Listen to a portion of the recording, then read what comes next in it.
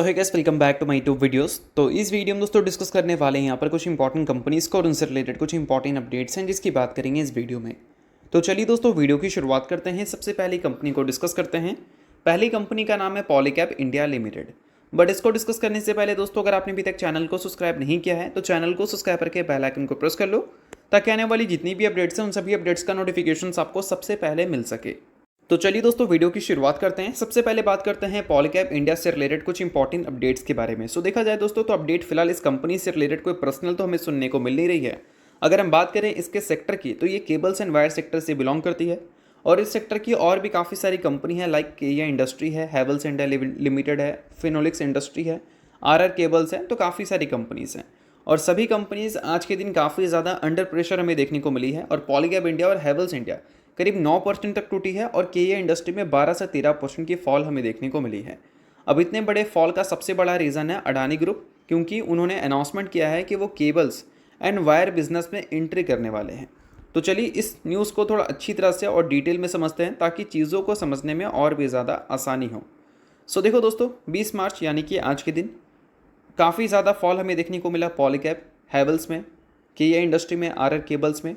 क्यों? क्योंकि अडानी इंटरप्राइजेज जो कि अडानी ग्रुप का पार्ट है, उन्होंने अनाउंस किया कि वो एंट्री करने वाले हैं केबल्स एंड वायर इंडस्ट्री में थ्रू ए जॉइंट वेंचर, जो कि इनकी सब्सिडरी के अंदर होगा या फिर बोल सकते हैं सब्सिडरी के बीच में होगा। कौन सी सब्सिडरी है? तो नाम है दोस्तों कच्छ कॉपर लिमिटेड। और ये किसके साथ वेंचर क्रिएट कर रही है? तो उसका नाम है प्रणीता वेंचर्स।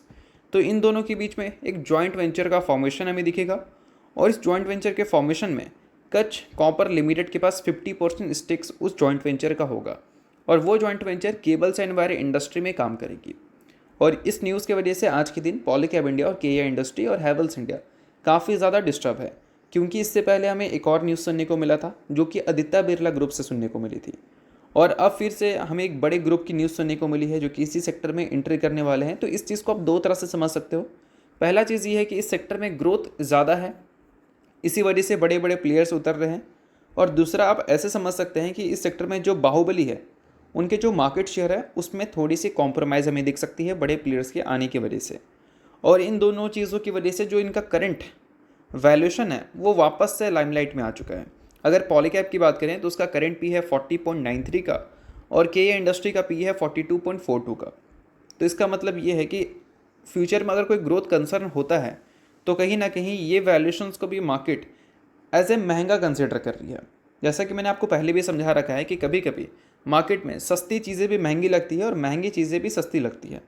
फॉर एग्जांपल कोई कंपनी अगर मान लो 100-120% से अपने प्रॉफिट को ग्रो कर रही है एवरी क्वार्टर और उसका अगर 100 का पी है तो ईजिली वो सस्टेन कर जाएगा क्योंकि ग्रोथ बहुत अच्छा है। बट अगर कोई कंपनी का पी मान लो 40 का है और उस कंपनी का अगर मान लो नेट प्रॉफिट और रेवेन्यू 10% से ग्रो कर रहा है तो फिर उस 40 के पी को मार्केट महंगा कंसिडर करेगी। तो कहने का मतलब ये है कि पी हमेशा प्रेजेंट सिचुएशन और फ्यूचर सिचुएशंस के बिहाफ पे डिसाइड होता है कि वो महंगा है या फिर सस्ता है। कुछ टाइम पहले दोनों का पी 70-80 के आसपास देखने को मिलता था, उस टाइम अच्छा माना जाता था क्योंकि ग्रोथ काफ़ी ज़्यादा अच्छी आती थी। अगर पॉलीकैब की ही बात करें तो पिछले एक साल का ग्रोथ देख लो। कॉपर के प्राइजेस के बढ़ने की वजह से कंपनी के प्रॉफिट ज़रूर हमें नीचे आते हुए देखने को मिले हैं, बट कंपनी के नंबर्स को देख लो पिछले 3 साल के, 5 साल के या फिर 10 साल के सेल्स या प्रॉफिट कुछ भी देख लो, इंप्रेसिव लगेगा। और मार्केट में एक बड़ा पोजीशन भी कंपनी ओन कर रखी थी। तो इन सारी चीज़ों के बेसिस पर वो वैल्यूएशन सस्टेन हो रहा था। अब आदित्य बिरला ग्रुप ने अनाउंसमेंट किया कि हम उतरने वाले हैं तो फिर माना गया कि मार्केट शेयर छिन सकता है, ग्रोथ पहले जैसी होगी नहीं। इस वजह से जो कंपनी 80 की पी पे चलती थी वो नीचे आ गई, 50 की पी पे चल रही थी। और अभी अडानी ग्रुप की एंट्री होने के बाद माना ये भी जा रहा है कि ये जो पी है वो कंपनी का महंगा है। तो ये सारी चीज़ें जो है वो मार्केट का पार्ट है। अब इन सारी चीज़ों के बेसिस पे आपको कंपनी पे कन्विक्शन रखना होगा और कंपनी के मैनेजमेंट पे कन्विक्शन रखना होगा। और अगर आपको कन्विक्शन है पॉलीकैब या फिर केए इंडस्ट्री के ऊपर तो वो मुझे आप कमेंट में ज़रूर बताना। सो दोस्तों वीडियो में आगे बढ़ते हैं, बात करते हैं वेबिनार से रिलेटेड कुछ इंपॉर्टेंट अपडेट के बारे में। सो दोस्तों ऑलरेडी हमने डिस्कस किया है कि 23 मार्च को हम एक वेबिनार को कंडक्ट करने वाले हैं जहां पर कुछ इंपॉर्टेंट चीज़ें मैं आपको सिखाने वाला हूं जो कि आपके स्टॉक मार्केट जर्नी के लिए काफ़ी ज़्यादा यूजफुल रहेंगी। काफ़ी सारे लोगों ने इससे रिलेटेड क्वेरीज की है, काफ़ी सारे लोग ऑलरेडी इनसे जुड़ चुके हैं और जुड़ने के बाद काफ़ी कम सीट हमारे पास अवेलेबल है। तो वेबिनार को अगर आप ज्वाइन करना चाहते हैं, इंटरेस्टेड हैं, तो व्हाट्सएप का नंबर आपको देखने को मिलेगा स्क्रीन पे। उसका लिंक आपको डिस्क्रिप्शन में और पिन कमेंट में भी देखने को मिलेगा। लिंक के थ्रू जाकर व्हाट्सएप आकर अपनी क्वेरीज को आप डाल सकते हैं। वेबिनार के कंप्लीट डिटेल्स आपको वहाँ पर मिल जाएंगे। अब इंपॉर्टेंट ये है कि वेबिनार में हम सिखाने क्या वाले हैं। तो ऑब्वियस सी बात है कि आपको ऐसे खराब मार्केट में अपॉर्चुनिटी कैसे फाइंड करनी है वो मैं आपको सिखाऊंगा। टेक्निकल एनालिसिस मैं आपको बताऊंगा और साथ में दोस्तों कुछ इंपॉर्टेंट सेटअप्स मैं बताऊंगा जिसकी एक्यूरेसी काफ़ी ज़्यादा अच्छी रहती है। पास्ट में ये जो सारी सेटअप्स क्रिएट हुई हैं उसके बाद एक अच्छी रिटर्न्स की पॉसिबिलिटीज़ बनी थी और वो रिटर्न्स हमने ग्रैब भी किया था। और इन सारी चीज़ों को ऑलरेडी हमने पहले भी कंडक्ट किया है वेबिनार के जरिए और उसका जो फीडबैक रहा है वो भी काफ़ी ज़्यादा अमेजिंग है। तो लिंक आपको डिस्क्रिप्शन में दिख रहा होगा, लिमिटेड सीट है, फटाफट जाकर आप वेबिनार को ज्वाइन कर लो। जो भी क्वेरीज है आप व्हाट्सएप पे क्लियर कर सकते हैं।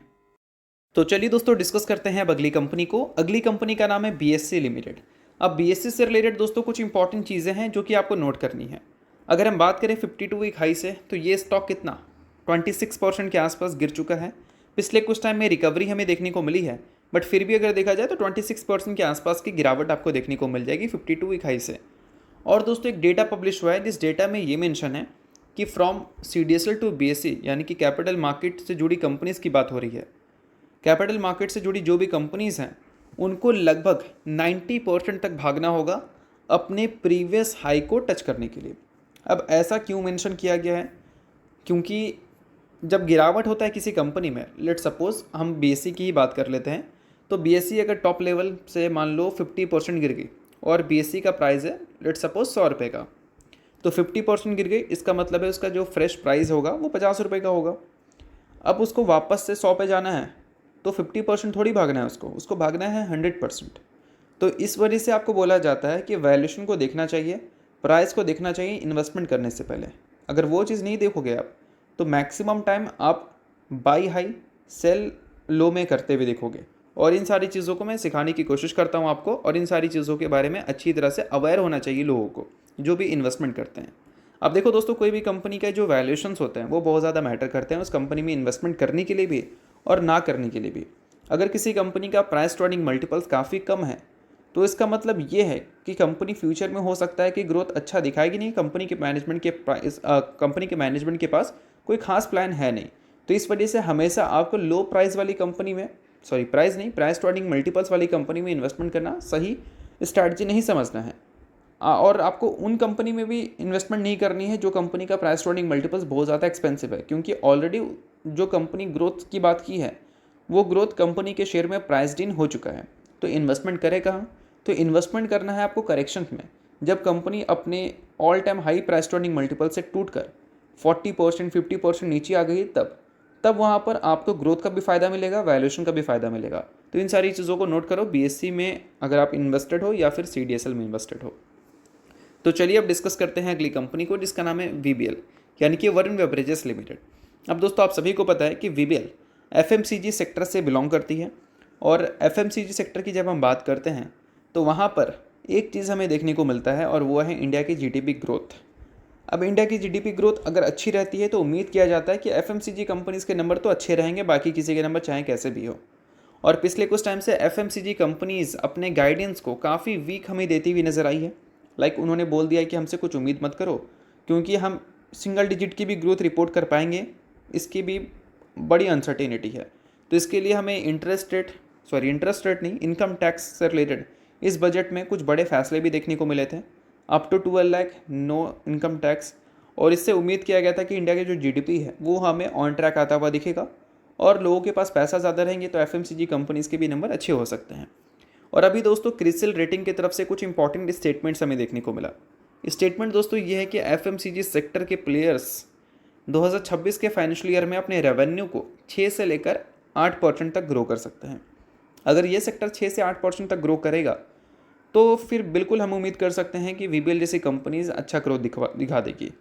और ये नंबर मान लो मिड फाइनेंशियल ईयर में अगर 10% के ऊपर चला जाता है तो आप उम्मीद कर सकते हैं कि वीबीएल जैसी कंपनीज अच्छे नंबर रिपोर्ट करेगी अगले फाइनेंशियल ईयर या फिर बोल सकते हैं अगले कैलेंडर ईयर में। तो इन सारी चीज़ों को एज ए इन्वेस्टर आपको नोट कर लेनी है कि पूरे सेक्टर की यहाँ पर बात हो रही है, ना कि किसी एक कंपनी की। तो इस चीज़ को ध्यान में रखना। और दोस्तों अगर बात करें अगली कंपनी के बारे में जो कि पहली बार कंपनी ने स्टॉक स्प्लिट का अनाउंसमेंट किया था। फार्मास्यूटिकल्स कंपनी है, पिछले 3 साल में रिटर्न्स भी कंपनी ने अच्छे दिए थे और अब उसका कंपनी ने बोल सकते हैं रिकॉर्ड डेट वगैरह भी डिक्लेयर कर दिया है। अगर स्प्लिट की बात करें तो 1:10 की रेशो में स्टॉक स्प्लिट है। शुक्रा फार्मास्यूटिकल्स कंपनी का नाम है। सो अगर आप इस कंपनी के इन्वेस्टर हैं तो इस चीज़ को नोट डाउन कर लो, इन्वेस्टर नहीं हो, इग्नोर कर सकते हो, न्यूज़ थी इस वजह से मैंने बता दिया, बाकी किसी भी तरह का रिकमेंडेशन नहीं है। तो चलिए दोस्तों, ये वीडियो यहीं तक था। आप करता हूँ वीडियो आपको अच्छा लगा होगा, और चला लाइक कीजिए, पहली बार सब्सक्राइब कीजिए। वीडियो के लिए बहुत बहुत शुक्रिया।